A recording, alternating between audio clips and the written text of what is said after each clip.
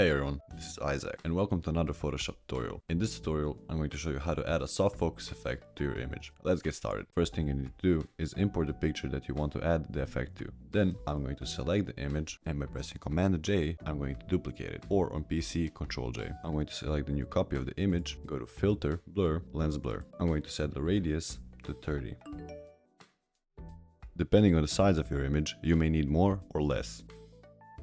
Then, while the layer is still selected, I'm going to set the opacity down to 60. By taking the elliptical marquee tool, I'm going to select our subject. Once you're happy with the selection, go to Select, Modify, and Feather. Make the feather radius 30. When we've done that, and we're happy with the selection, you can right-click the selection and select Select Inverse.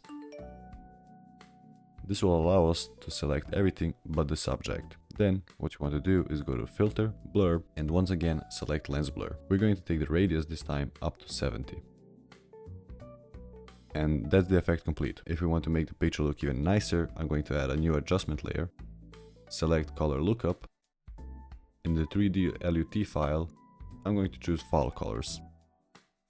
And as you can see, it looks much better. And that's it for this video. If you found this video useful, subscribe for more tutorials like this one. Check the description below for the links of all my socials, and if you have any questions or future video requests, leave them down in the comments below.